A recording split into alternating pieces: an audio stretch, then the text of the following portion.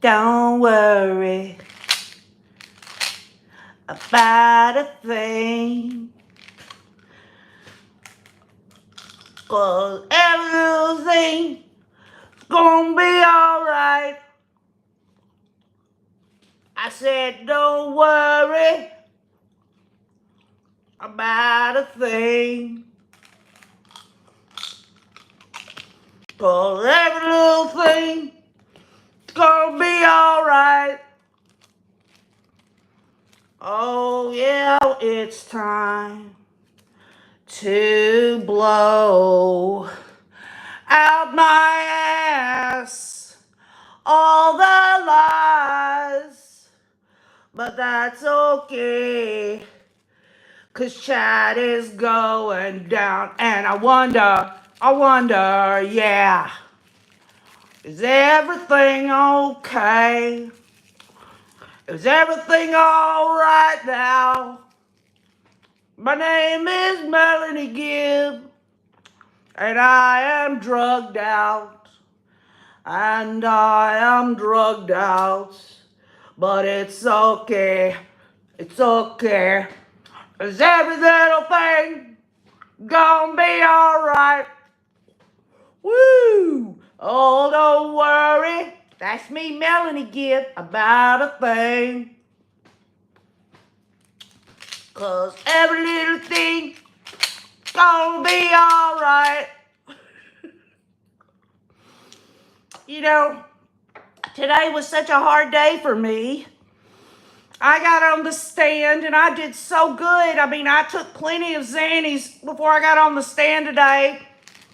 And it was like I was absolutely just going down that laundry list of everything that I've spoken of before. My story has not changed much. But then again, John Pryor, he embarrassed me on the stand today, and the only thing that I'm concerned with right now is, protecting the church. What does she have to protect the church over? Can the church take care of its damn self? What is it that she's protecting the church? What is it? What is it that Melanie Gibb wants to protect the whole freaking religion? I mean, what? Transparency? Transparency. Are we going to get any of that from the Church of Jesus Christ of Latter-day Saints? I don't think so. And I'll tell y'all something right now. It is pathetic. It is pathetic that she would be texting Rob Wood over 300 times. What the hell? That don't include phone calls. And I'll tell y'all something right now. Whatever Melanie Gibb was trying to do to protect the church, well, they can kiss my country ass, because we want the truth. That's what them jurors thought today, y'all. Those jurors heard Melanie Gibb on the stand have to admit that she was protecting the church. In other words, that equals that she's not going to tell the whole truth. She's not going to tell any of it. She's going to stick to a script. She's going to be drugged out of her mind. Y'all notice the change in her from direct examination, right? Direct examination, she was absolutely just like a blank, monotone, answering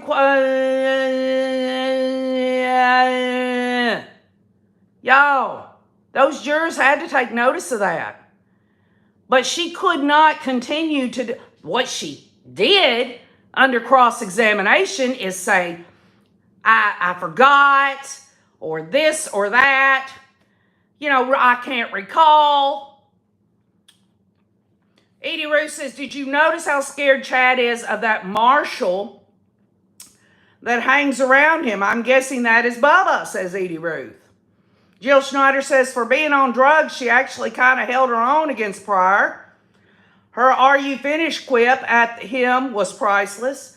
I'm no fan of Gibb. She is guilty of sin, but she held her own. I don't think so. But everyone has a right to their opinion. She didn't, as far as I'm concerned, because I'm trying to think, what are these jurors thinking, y'all? And I'm not taking up for John Pryor or Chad or nothing. I'm just being realistic. I'm a realist. My grandpa used to say the truth will stand when the world's on fire, but we will never hear the truth from this bunch. And you're right, Beach Lady.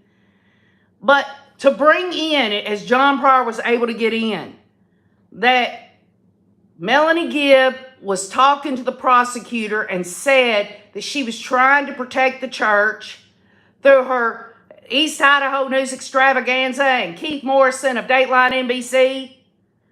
I mean, this is serious shit, y'all. Children have been murdered. Tammy was murdered. Charles was murdered. And John Pryor is absolutely showing this jury how unreliable that damn woman is. We all know she's lost it, y'all. I mean, let's just look at it like this. The direct examination, right? Y'all, it played just like it did at Lori's. She added a few things, took away a few things. I mean, for goodness sake, y'all, the woman was all over the place. And if she couldn't give, she always says, well, that sounds about right, or that could be possible. Y'all, we're talking about facts and evidence. What does these jurors think of Melanie Gibb? I can tell you what I think of her. Bring her ass on down to Tennessee. I'll tell her what I think. I'll tell her what I think. But the direct examination went the way. I mean, what did any of us expect? We knew that she was just going to recall everything that she said at Hussey's trial. It was almost like you could just tell. You could just tell that she absolutely had rehearsed it, remembered it from her past experience at Chad's preliminary hearing and Lori's trial and all that. The bottom line is that it was just so disingenuous to me. Hold on just a minute, y'all. I'm on the live stream. Okay. Sorry about that. Had somebody come to the door. Anyway, so, and that's my luck. All day long, nobody bothers to knock on OKJ's door, but as soon as I go on live stream, that's what everybody's going to do. So, the direct examination went the way it was going to go. I thought that she did a good job, y'all, considering that these jurors are not supposed to know what her past testimony was. And I could not help but think that they must have been like sitting there like with their jaws dropped going, my God, this woman, she knows everything from beginning to end. Do you think perhaps that the jurors thought, well, if she knows all this shit, who is she anyway? Can she really know all that she knows and not be involved? I mean, she knows from the beginning till when all the shit hit the fan, and yet somehow, some way, she kept her distance the whole time. Give me a break. Give me a break. Yes, RDNAC, that was something I was going to bring up, and I'm glad you brought it up, RDNAC. The only credible thing that Melanie Gibb gave to the jury today was that recorded phone call. And let me just be clear. When I say reliable or credible, she knew. She absolutely knew that Lori and Chad weren't going to say, Melanie Gibb, why are you talking about this? You know what's going on. You know what happened to Tylee and JJ. She knew they wouldn't say that because if they did on that call, that would implicate them. So they all played nicety with each other. That's what I believe, and I really believe it. I don't believe for 1 second that Melanie Gibb is innocent of anything. She damn well knew. She damn well knew what was going on. So we get to cross-examination. Angela L. says she is Lori's best friend, and best friends talk. She's so full of poop. Well, Angela L., anytime that Melanie Gibb wanted to make sure that she wasn't going to implicate herself, she would say, well, I don't know, or I can't recall, or I just don't remember. Well, I'll tell you what. Did anybody hear her in Lori's trial talk about memory issues? Did Archie or Thomas even touch that? No. And let's be clear. Nate Eaton said it, not OKJ. Lori wanted Archie and Thomas to lay the hands off. Lori wanted to go on the freaking sword for her king. And so they were not allowed to do anything. And I think everyone needs to just understand that. It wasn't that Archie and Thomas were not good attorneys. In fact, Archie is a better attorney than John Pryor. But he had to do what his client wanted him to do. I don't think she was involved with the actual murders, but she knew shortly after the fact and said nothing to the police. Well, Jill Schneider, if anybody wants to tell me that it was enough for Melanie Gibb, knowing she knew the lingo, zombies, dark, light, the whole 9 yards, and somehow, some way, just coincidentally, David Warwick wakes up from a nightmare or a terrible feeling or whatever, and she went to get Lori, but she thinks she might have wiggled the door knock. She might have knocked on the door. Well, let's just take her for a word. If she knocked on the door and nobody answered, why not knock louder? If this is so damn serious, and as I said before in Cresha K. Easton's Difficult Research live stream today, and y'all, I'm so proud of everyone that's been there to support Cresha. The bottom line is this. If she really thought that something terrible had happened to David Warwick, and David Warwick needed a blessing from Chad or Lori, well, hell, isn't he? I mean, is he not a priesthood holder or a man who can give himself some damn comfort? Give me a break. It's ridiculous. It's all a lie, y'all. Just as Melanie Gibb wants to protect the church, she also wants to protect her, David Warwick, and the rest of the cult. She knows her involvement. And she's going to have to live with that. And some people are like, well, KJ, you don't know that. You don't know that. That's just your assumption. But the bottom line is this, y'all. If you look at every single thing she testified about the weekend of JJ, it does not make sense. And the reason it does not make sense is because it's a lie. And all of you that have done any research at all, y'all have seen her on the stand today lying her damn ass off here and there and everywhere. I mean, stupid ass lies, but they were lies. And she swore to tell the truth, the whole truth, and nothing but the truth, so help her God. And she's going to have to live with it.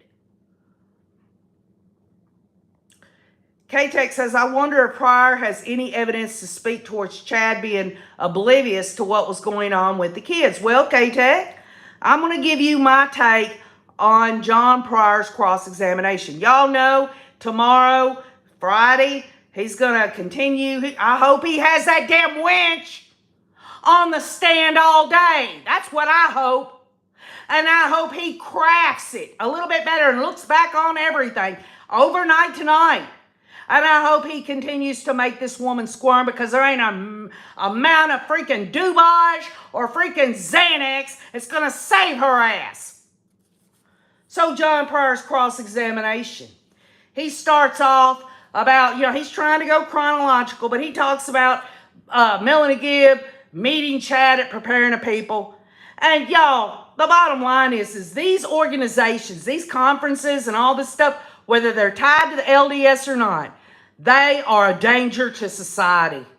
They're putting these ideas into people's minds, and the people's minds that they're putting those ideas in have mental illness.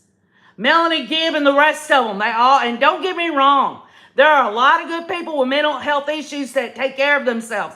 Don't get me wrong, but these people, they live in this serious alternate reality. And it ain't got a damn thing to do with faith, okay? But John Pryor, he talks to Melanie Gibb on the stand, and he goes into this whole thing, and, we weren't getting the specificity about her and David Warwick's marriage together, right? We weren't doing that. But they've been married 3.5 years, and they've only in the 3.5 years have they lived together for 10 months. Well, I'll tell you what, is David Warwick not giving her the hot beef injection? Is he not doing it for her? I mean, who in the hell gets married to somebody and only lives with them for 10 months? And I don't even believe they were even together that long. I believe that as soon as the shit hit the fan and all that, they didn't want a divorce because they were so invested in being one of the 144,000.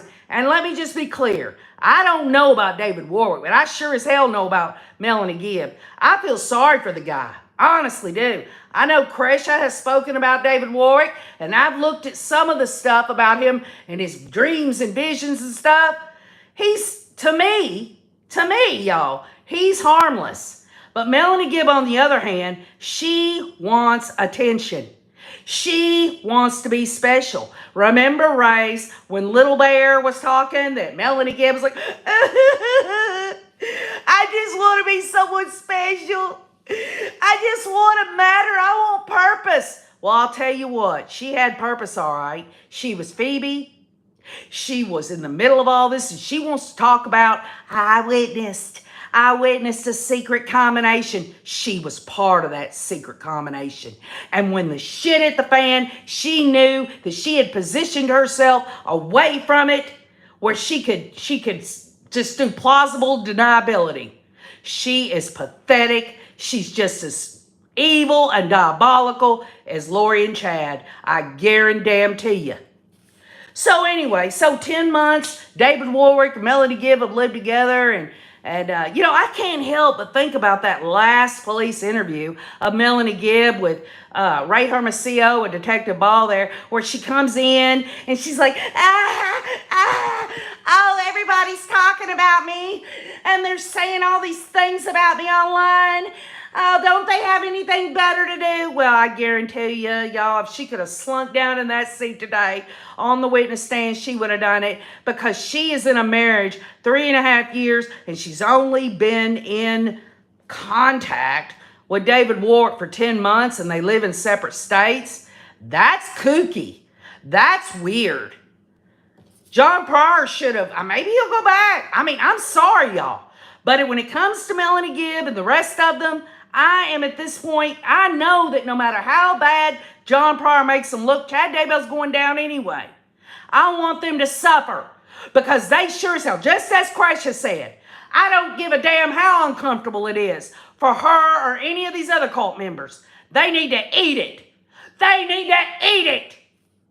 So she tells John Pryor, when John Pryor asks, she tells John Pryor that, yes, I believe that Chad saw visions. She said that on the stand. This woman actually believed that Chad Daybell had visions. And y'all, I'm just going to look you in the face right now. He sure as hell didn't have no real visions. All he had was visions of whatever he was wanting to get off about. I'm sorry, y'all, but that's just how I feel about it. She believed Chad had visions. This is her testimony. This isn't me. This is her.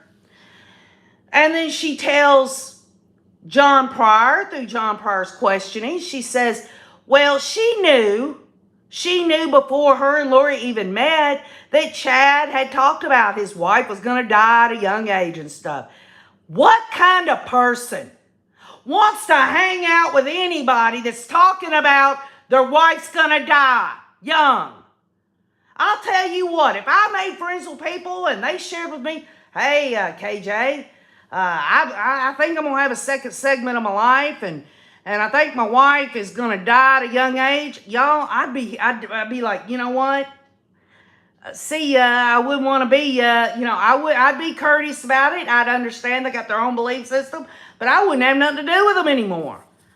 This goes back to the protection of the church.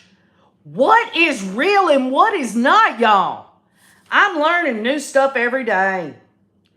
And then Melanie Gibbs says it's not, in terms of her belief system, in terms of being a member of the Church of Jesus Christ of Latter-day Saints, that it's not unusual to have visions. And John Pryor was able to get her to say that on the stand. You know why? Because he wants everyone in that jury to know that if Chad Daybell ever said anything in text messages or anything else that was about a vision, that wasn't unusual.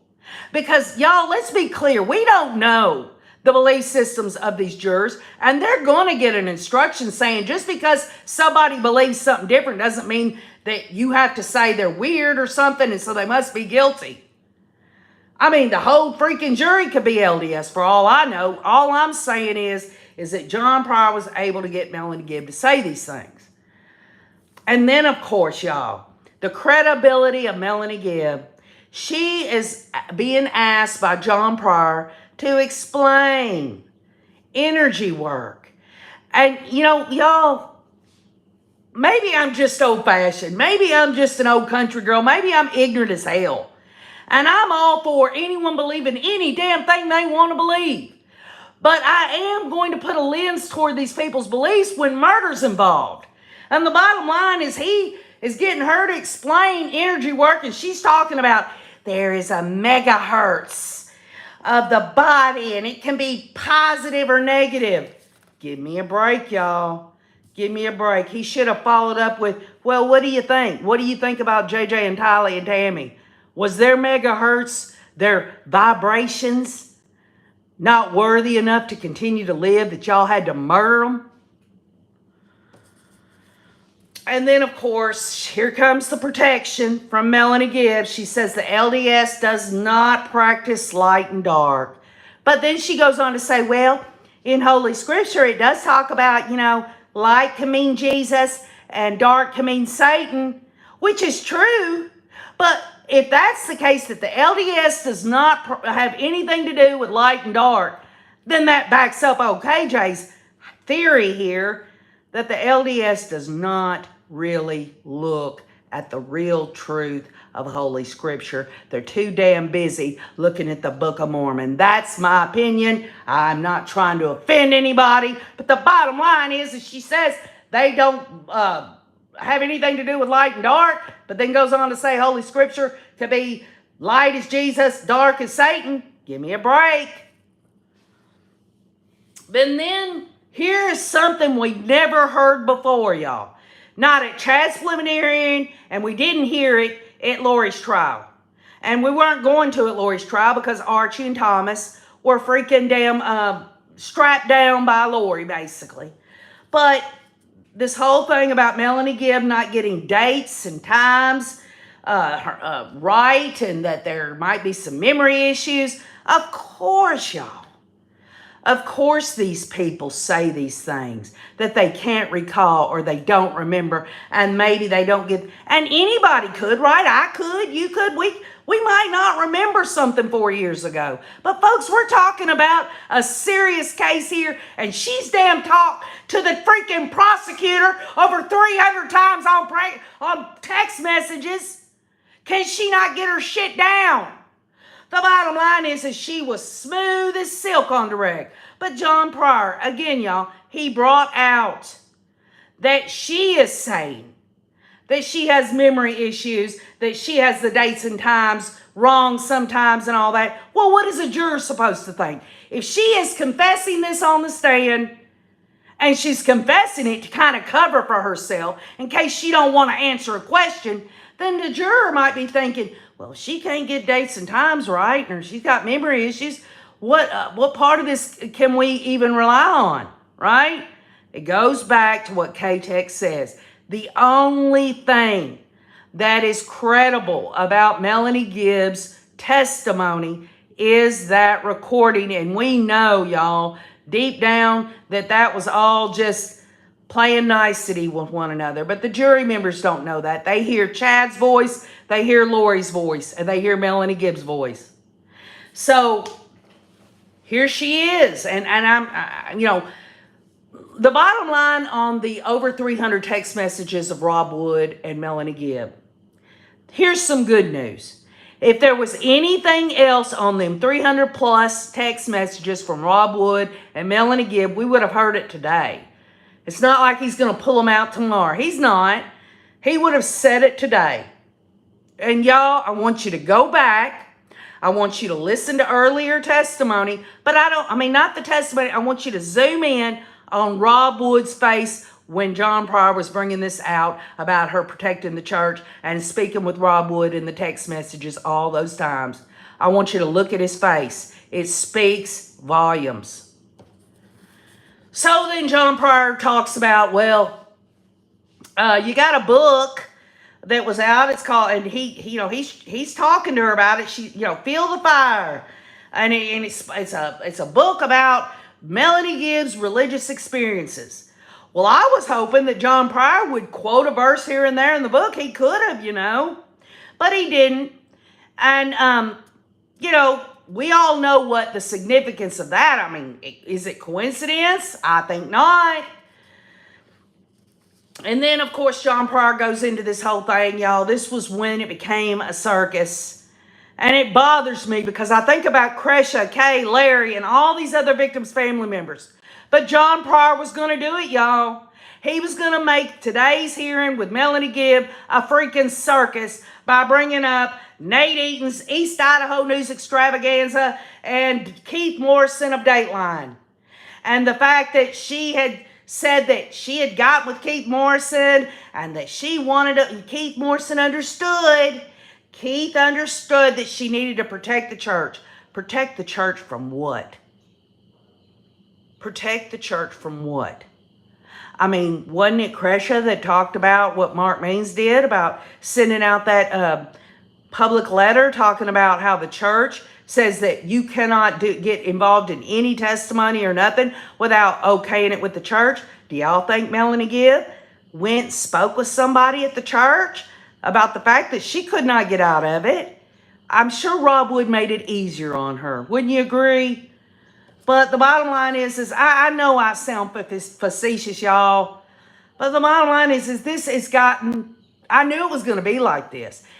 And I'm caught between, yes, Melanie Gibbs in the hot seat. And on the other side, I'm thinking, the jurors, they surely, it's not that I hope that they believe Melanie Gibbs is credible, but they've got to look past that damn woman and understand that all the law enforcement and all the other evidence is just as important, if not more important.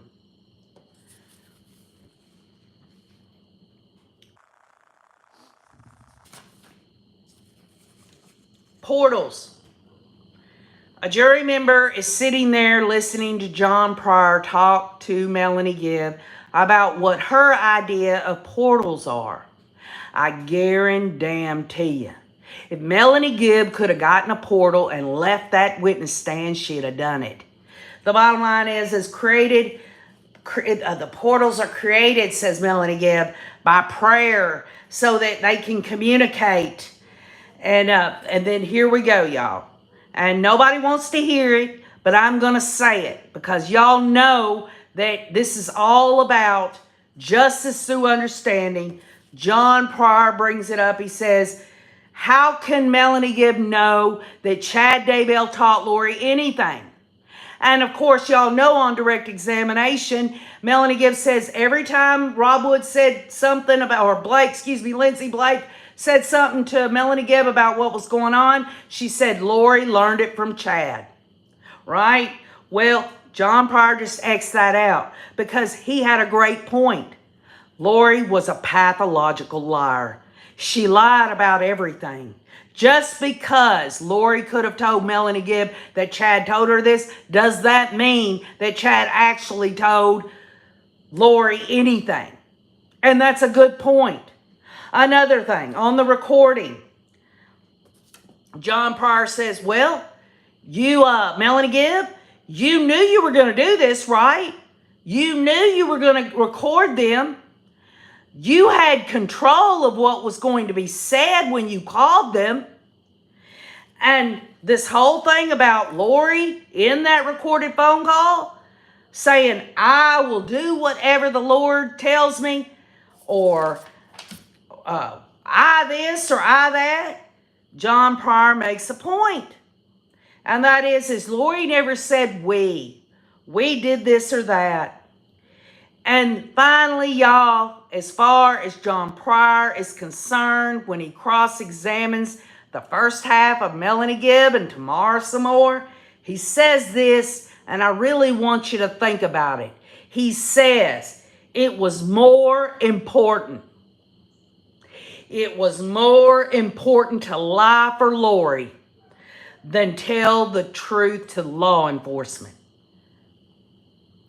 Can anybody argue about that? Could a jury member not see the common sense in that? Y'all, the bottom line is the jury, they can disregard, they can say, I'm not even going to have anything to do with Melanie Gibbs' testimony. I'm just going to look at everything else or whatever. This is the gamble that the state had. And tomorrow we're going to see more of rolling of the dice because John Pryor's not done. Also, John Pryor wants to say this is something new. I didn't know this. I don't even know it to be true. I think he just made the statement. Did y'all kind of get that? That he kept trying to testify himself, John Pryor, and make statements and narratives the whole time? Well, yeah, they were objected and sustained by the judge, but the jury members heard him. Chad went to church on September 22nd, that Sunday, the weekend that JJ was murdered. And, you know, he tries to get Melanie Gibb to say, well, don't you remember y'all had to wait for Chad because he had to go to church? Just think about that, y'all. If that's true, Chad Daybell went to church, and you know he went to church with his wife Tammy, probably with a few of his kids too, on that Sunday. And after getting out of church, he went over there and did the, you know, what is it? Chad, a realtor, Melanie Gibb, David Warwick, and a couple came by. But Lori wasn't there, says Melanie Gibb. So, common sense tells OKJ that if there was a realtor and there was a couple that came by, the state would have found them out and would have confirmed whether or not Lori was there. Remember we had that issue that all of them were there and who was watching JJ? Well, I guess we need to wait for David Warwick and see what he has to say. I'm sure even though he's in Utah and Melanie Gibb is in Arizona, I'm sure they've gotten their shit down on their stories. So, K-Tech says, I wonder if Pryor has any evidence to speak towards Chad being oblivious to what was going on with the kids. Well, I sure as heck, honestly, K-Tech, I can't see where he's actually going with that. Denise Gray says, Lori told her on the call, Melanie, you saw online documents for Charles's life insurance. That's, I believe, Denise Gray, that's when Lori realized, when Melanie Gibb, see, she knew she was going to have to turn that over to the police, so she was going to act like she didn't know nothing about it. Lori knew then, right in that moment, because she knew that Melanie Gibb had seen that, and that's when she brought up, I don't know if you're being controversial or whether you're recording this for police. Marilyn says, John Pryor drilled Melanie about not remembering things, but John Pryor can't remember anything either, says Marilyn. And I'm sure, Marilyn, that the jury members are looking at John Pryor, and they're probably sizing him up as well.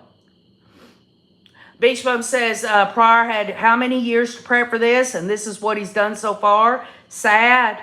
Well, I'll tell you what, Beach Bum, we've all in our own imaginations and minds thought, how is John Pryor going to do this? You know, y'all, we've still got a whole nother day. We got a whole nother day of this. And then, of course, we'll have recross from the state to try to clean up the fact that Melanie Gibb is not credible. She's a freaking damn liar, liar, liar. She is a fib Gibb. Hey, Sugar Butt Starburst. Donna says, I loved where they spent the night so they could pray and read scripture. Oh, I'm sure, Donna. Snow Remover says, I think prosecution objected and judge didn't let him keep going on David Warwick. Right, that's true. It was irrelevant. Hey, Cindy Bullock. Hi, Diana H., who said, Diana H. says, he has visions of him bringing decent looking like the God he is, says Diana H. Vic Sex says she was scoping out Chad before Lori. I believe it. Quite Contrary says, I like this chat. I was in a chat today where half of them were sticking up for Chad. I didn't get it. Quite contrary, I am not in the least taking up for Chad. What I am trying to bring out is the fact that we all knew that Melanie Gibb was not credible. At least I do. And many on this chat do. I mean, if anyone has a different opinion, it's not a right or wrong thing. What I'm saying is that in my view, I can only demonstrate what I see. And everyone, the Rays on here that have been with me for 4 years, they're going to see what they see. And I value that. I value other people's views because it helps me to learn to get outside of my own thinking, you know?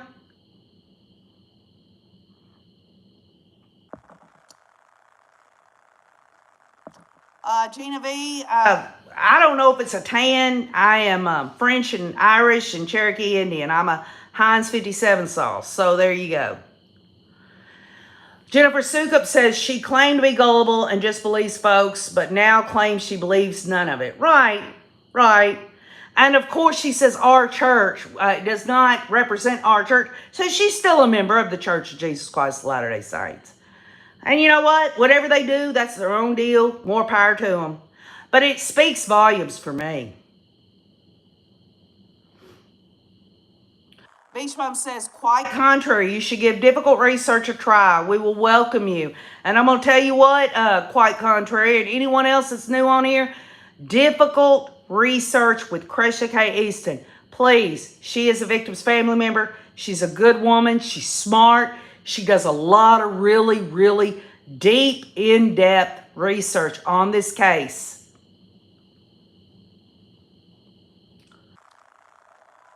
Jill Schneider says, I still don't understand what energy work is, even after she explained it.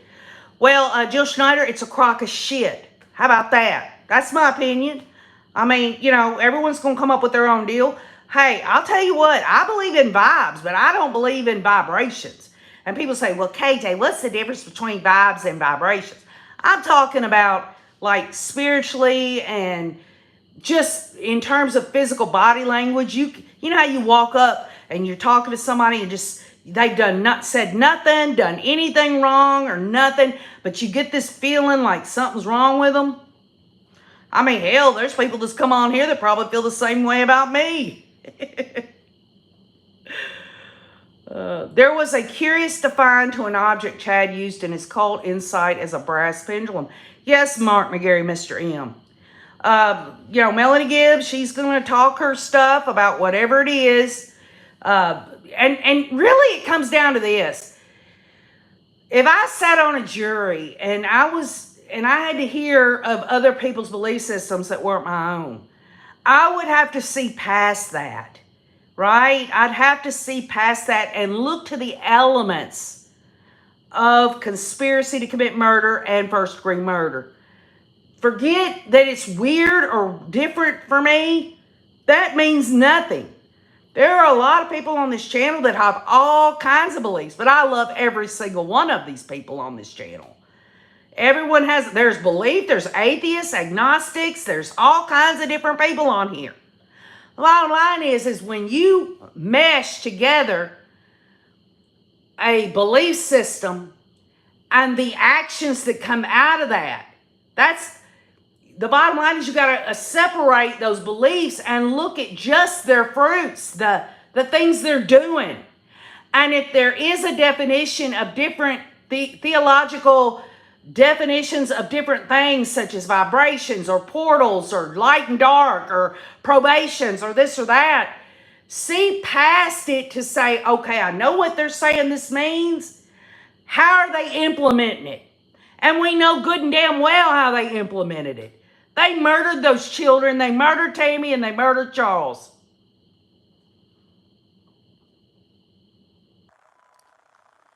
Jill Schneider says, I can imagine the jury thinking, I got to sit through 7 more weeks of this crazy shit. I'll tell you this, Jill. I think the jurors are probably very interested. I mean, y'all, will you ever in your lifetime ever see specificity in a criminal case like this? This case is absolutely, I don't even know if this is the right word, but it's high profile, but I mean, like, freaking fireworks, blockbuster, whatever you want to. I mean, it's got every bit of anything that anybody would ever want to find out about.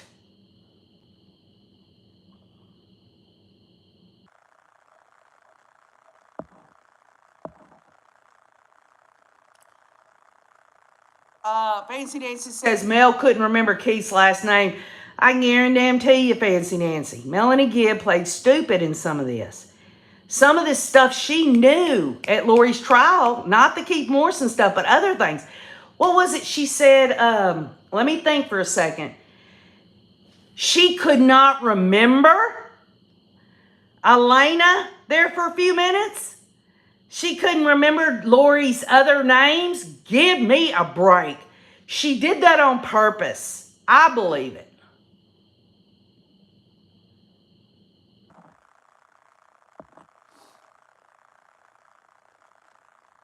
Joy Hill, don't worry.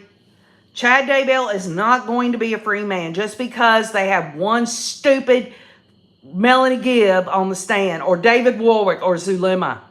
John Pryor is really, he's giving us a preview. Tomorrow, I believe, he's going to think about it overnight. And I guarantee you, him and Chad talked after court today. And they talked, and he's gonna come up with some woozies. You just wait and see. Well, Gina Vay, you're amazing. Tony Bailey says him trying to get them talking more and making sure the jury heard it, even if it was objected to. Right, Tony. He could ask the question, and the state could say objection. He's testifying, Your Honor, or he's creating a narrative. Well, once you hear something like that, you can't unhear it.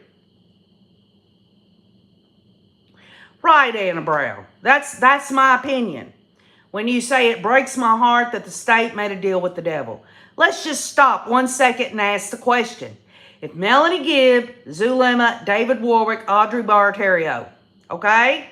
If they didn't testify and you only had the law enforcement and all of the autopsy, the coroners, the whole everything else, could Chad Daybell be convicted? Yes.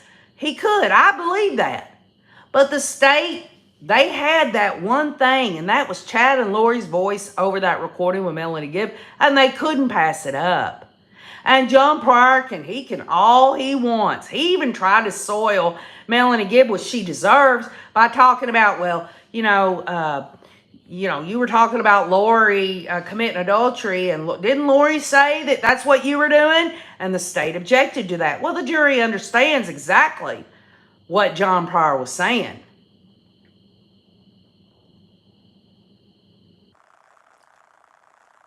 Thank you, Great Day Mom. I appreciate you and everybody else being on here to comment. Y'all, I'm so glad I hope John Pryor keeps her on the stand all day tomorrow. I just do. She needs it. She needs it. There ain't enough freaking dang kills. And by the way, y'all, that was tobacco.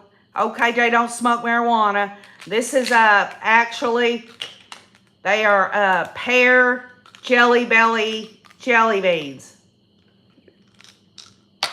I was just trying to prove a point that Melanie Gibbs, she was screwed, man. She was, I'm surprised drool wasn't coming out of the side of her mouth. But she had to straighten up real quick when John Pryor got a hold of her.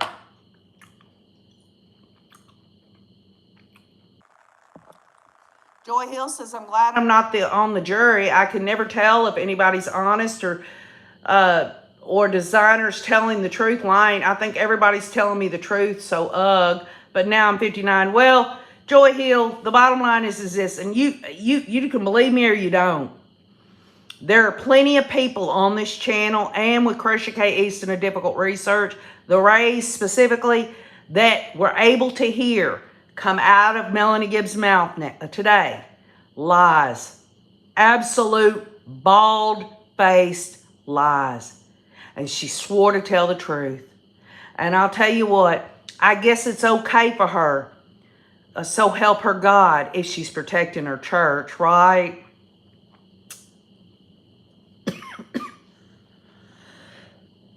Mark McGarry says, this cult stuff is such snake oil BS. You're right, Mr. M. But we're watching it, and we're seeing it. Just as we've all been hypothesizing and theorizing all this time. And I know some of y'all believe that John Pryor has not come out as much as he should. He hasn't been able to take out of Melanie Gibb much. He's just getting started, y'all. Tomorrow, you'll see what I'm talking about. You'll see. There's going to be other things that are going to be said. K-Tech says, I think the jury will see through Pryor's blustering. Yes, they will. But they also, you know, isn't it ironic, y'all, that it takes Chad Daybell's attorney to show that some of the state's witnesses are not credible. They're not credible. And even though Chad Daybell, in my opinion, is going to be convicted, I don't know if he'll get death penalty or life in prison, but he's going to get convicted. The bottom line is once these jurors, after this trial, and they convict him and everything, they're going to go, I'm sure, I hope, anyway, and look and see just how uncredible Melanie Gibb is. They're going to see it.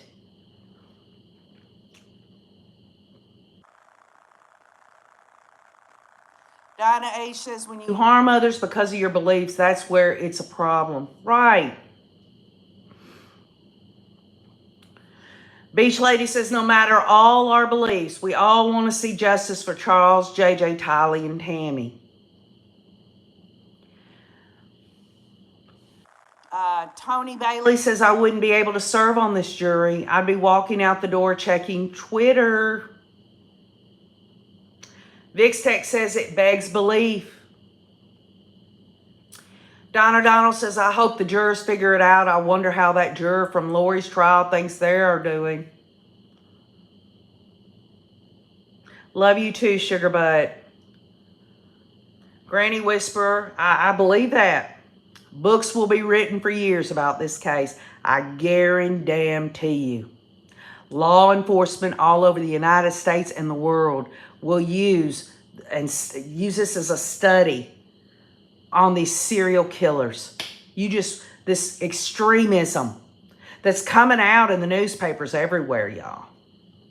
What is it? The God's Misfits killed those 2 women in Oklahoma. You got other people that are stealing children and making them child brides and all this other stuff. The United States government needs to dang nip it in the bud. I'm all for freedom of religion. But when it crosses into legality, they need their asses stomped.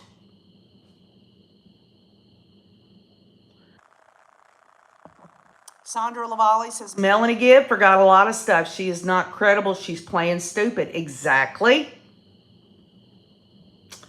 Anna Brown says, I spent 11 months in the OJ case, then Jodi Arias case, but this case has reached so far in my heart. Anna Brown, there's no doubt in my heart that many people that are drawn to this isn't drawn to it for entertainment. Many of the good people, they want to be there to support the victims' family members. Cresha K. Easton, a difficult research. Her mother and father, Kay and Larry Woodcock, other people. This is different, y'all. This is different. Something good is going to come out of something so absolutely tragic. The loss of these beautiful children, Tammy, Charles. How else would I have been able to meet any of y'all or Cresha K. Easton? It's beautiful to know that God does work in good ways. And you know what? This whole thing about, well, anyone that, you know, everybody's like, well, you know, look at these people. They say they believe in Jesus and God, and they're murdering people, and so I'm staying away from that. Does anyone really believe that evil deeds done in the name of God or Jesus, that's going to keep people from knowing who God and Jesus are? That's what Satan would want, but it's not going to happen. God is omnipotent. God is powerful. And actually, if you really want to know the truth, their God was a lowercase g or Satan. It wasn't the real God, and it wasn't the real Jesus Christ, and it sure as heck wasn't the Holy Spirit.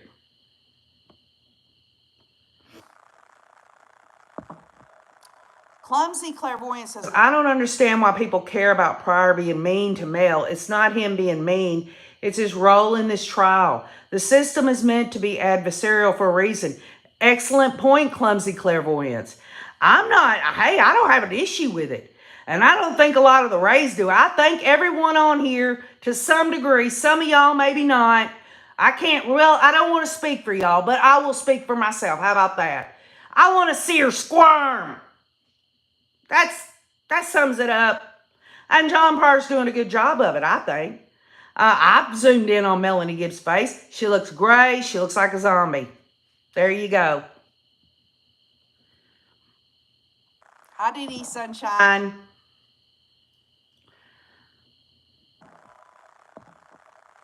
Marilyn is praying for all the detectives and the victims. Just Me says, so sad Charles asked for help and they didn't do a dang thing to help. Well, Lori's going on trial in Arizona finally. I mean, they got their head out their ass, right? Just Me. It's too late, I understand, but maybe it will help the victims' family members get some closure.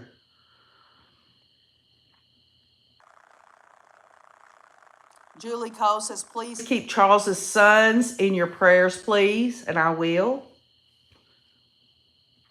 Vix text, she did. Melanie Gibbs squirmed today, y'all. I mean, there wasn't enough damn Xanax in a bottle. Some people thought, well, Melanie Gibbs says, are you through or whatever? She was quirking at John Pryor. That don't look good. This is some serious shit. And she's on the stand going, are you through and all that? She has got an attitude problem and somebody needs to beat her ass. K-Tex says this needs to be brought to light. Melanie Gibb, Melanie Pulaski, and a lot of them and all. Fancy Nancy says, I'll leave you to the beach and back. Thank you all for all you do for Cresha. Well, Fancy Nancy, it's an honor. It's an honor. I do what I can. All she has to do is ask. All she has to do is ask. Yes, Denise, Chin was puckering pretty hard. He really was. Yes, Vix Tex. Melanie Gibb is stone cold. Y'all, think about her life now. She's living in Arizona. Her husband is in Utah. She ain't going to divorce him because if she does, then it's going to make it look like that, what all she was involved with, and with David Warwick and them, when they were all getting married, Melanie Pulaski and Ian, and Zulema and Alex, and Lori and Chad, and all them, and their stupid cult. She can't divorce him. She can't. Donna Donald says, thank all the Rays for supporting Cresha and difficult research. Yes, just me. Melanie Gibb. Years of looking down her nose to all the mere mortals. Yeah, well, I'll tell you what, y'all. She was on some serious medication. I don't know what it was. Some of y'all think Xannies. Maybe it could have been antipsychotic medicine. I don't know. The bottom line is that she's not in a good place. And, whether she has her membership at that church, I guarantee you, she's not looked at the same way. And she shouldn't be. She shouldn't be. She knows what she was involved in. It looks bad, them living apart, David and Melanie Gibbs, says RDNAC. Yes, it does. And she's got to deal with that. She's talking about in her last police interview, everybody says that David and I are divorced. They don't even know anything. Everything's fine and dandy. Do y'all really think everything's fine and dandy? I feel sorry for David Warwick, be honest with you. Denise says she seems wasted, can't recall shit. I'll tell you what, I'm torn. She's drugged somehow, some way, y'all. There's no mistaking that. But at the same time, I think, she's got selective memory, obviously, and she has always distanced herself. Right, Beach Lady. She was stoned. She could barely speak. Y'all just wait till tomorrow. Y'all, I'm going to be at Cresha K. Easton of Difficult Research. John Pryor's going to have this evening. to think about everything he's talked about today. He's not done. He told the judge today, I've got lots more that I got to get through. And just wait till John Pryor gets a hold of Zuzu and David Warwick. Just Me says they made their beds, leave them to sleep in it. I don't feel bad at all. Vixtech says David Warwick sounds like a tweaker. I wonder, I know it's none of my business, but I wonder when's the last time that David and Melanie Gibb did the dirty, huh?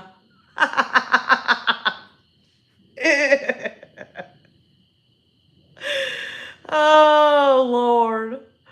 So I love you all. Thank y'all so much for being here tonight. That's all I can give you on this Melanie Gibb testimony today. When I say it's revealed, I can only reveal what I've learned today.